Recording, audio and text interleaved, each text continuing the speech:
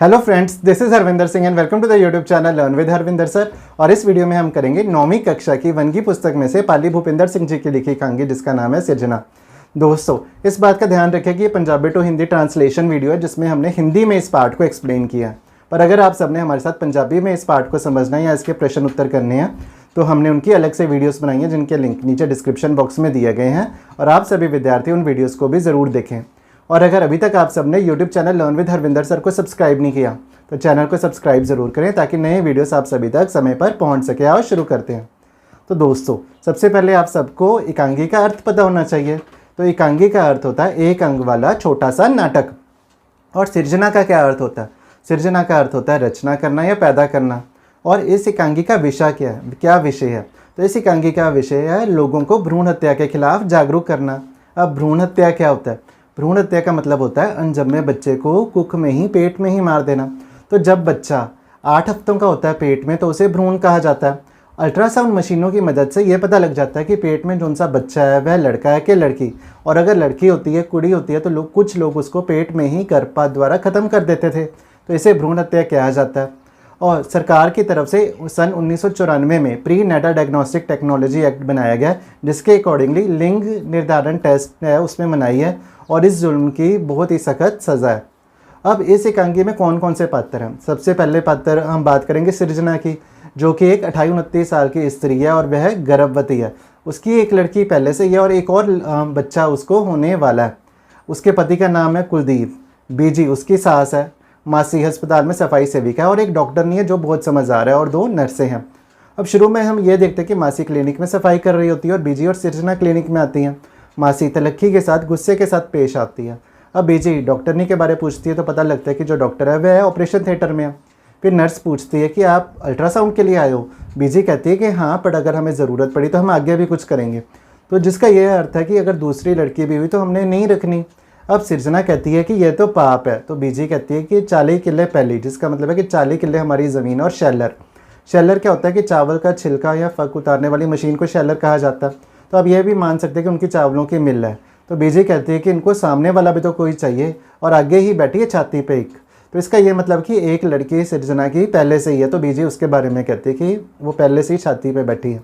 अब सिरजना बहुत परेशान है क्योंकि वह अनजन्मी ती को मारना नहीं चाहती और मासी जो अस्पताल में सफाई सेविका है सिरजना की परेशानी समझती है। अब सिरजना अपने पति कुलदीप को फ़ोन करती है तो कुलदीप कहता है कि वह मीटिंग में बिजी है, जैसे बिजी कह रहे हैं तू कर ले।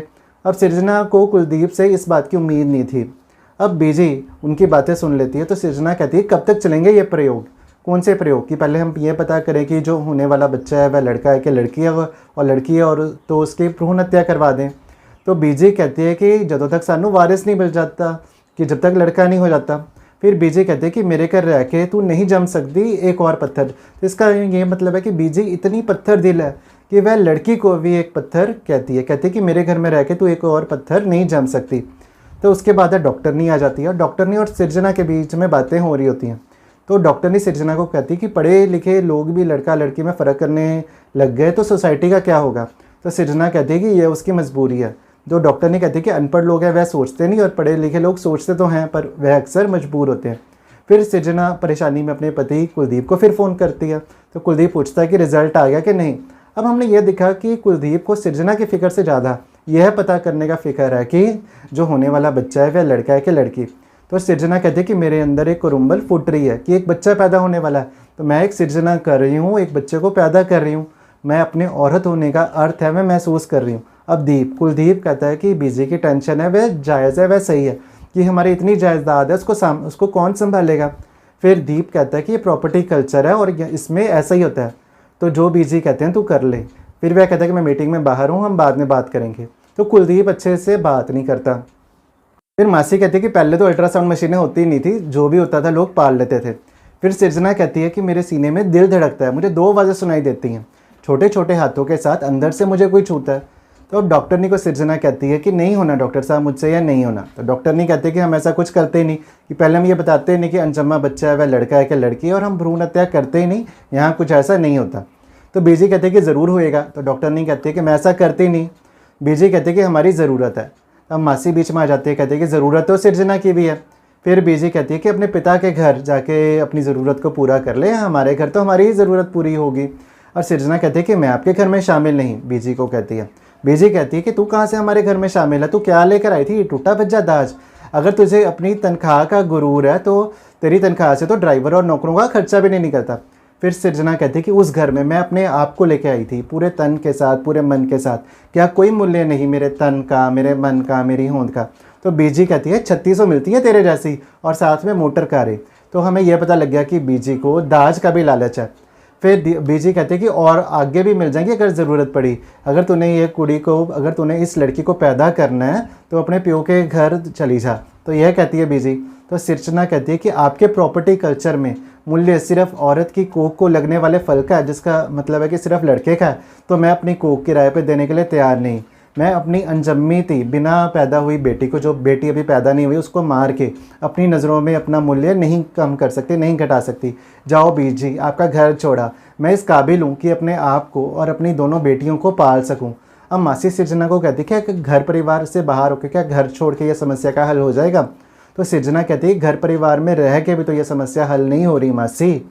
अब फिर डॉक्टर ने सृजना को कहते कि यह समस्या सिर्फ तुम्हारी ही नहीं, पूरी सोसाइटी की है। हम अकेले ही इस सोसाइटी को नहीं बदल सकते, और लोगों को भी हमारे जैसा सोचना चाहिए। अब बीजी सृजना को कहती है कि तू अकेली रह जाएंगी। तो सृजना कहती है कि अब तक मैं अकेली थी, अब मेरे साथ मैं है, मेरी सृजना। यह सृजना रुख बन के इस धरती पे पुंगरेगी और आसमान में ऊंचा उठेगी। इसका मतलब है कि जो उसकी बेटी है वह ज़िंदगी में बहुत सफल होगी, ऊंचे ओहदे पे पहुंचेगी और अपने परिवार का नाम रोशन करेगी। फिर लोग सृजनामा करके, जिसका मतलब है कि लड़कियों को पैदा करके शर्मिंदा नहीं होंगे, बल्कि माण महसूस करेंगे। और कोई भी सृजना कोख में कत्ल नहीं होगी, जिसका मतलब है कि इसके बाद कोई भी भ्रूण हत्या नहीं करेगा। अब उसके बाद क्या होता है? उसके बाद कुलदीप आ जाता है। तो सृजना उसको कहती है सॉरी। तो कुलदीप है वह अब सुधरा हुआ होता है, तो वह कहता है कि तू सॉरी क्यों फील करती है? सॉरी तो मुझे फील करना चाहिए, जो फैसला मुझे करना था वो तुझे करना पड़ा। अब तूने बिल्कुल ठीक फैसला लिया। अगर तू भी वह करती जो सारे लोग करते हैं तो तू एक आम औरत होती। मुझे खुशी है कि मेरी जो जीवन साथी है वह आम औरत नहीं है। अब बीजी को कुलदीप कहता है कि सृजना स्कैनिंग के लिए अब नहीं जाएगी, जो भी है हम रखने जा रहे हैं। अगर मीन्स कि अगर लड़का हो या लड़की हो हम रखेंगे। तो बीजी कहती है कि बेटा हमारी 40 किले ज़मीन और शेल्टर। तो कुलदीप कहता है कि किले की ज़मीन भी सांभी जाएगी और हमें कोई फ़र्क भी नहीं। तो उसके बाद क्या होता है? उसके बाद दीप और सृजना बाहर चले जाते हैं। बीजी देखती रह जाती है, मासी खुश हो जाती है और डॉक्टर नी को बाहर से ठंडी हवा आती हुई महसूस हो रही होती है। और इस तरह यह एकांगी ख़त्म हो जाती है। तो दोस्तों ये थी एकांगी सृजना। अब इस एकांगी से हमें क्या शिक्षा मिलती है, क्या शिक्षा मिलती है? तो इस एकांगी से हमें यह शिक्षा मिलती है कि हमें भ्रूण हत्या नहीं करनी चाहिए। इसके अलावा हमें लड़के और लड़की में फ़र्क भी नहीं करना चाहिए। अब यह एकांगी हमें यह भी बताती है कि स्त्री को भी भ्रूण हत्या रोकने के लिए अपनी आवाज़ बुलंद करनी पड़ेगी और अपने अहम फैसले लेने का हौसला भी स्त्री को रखना पड़ेगा।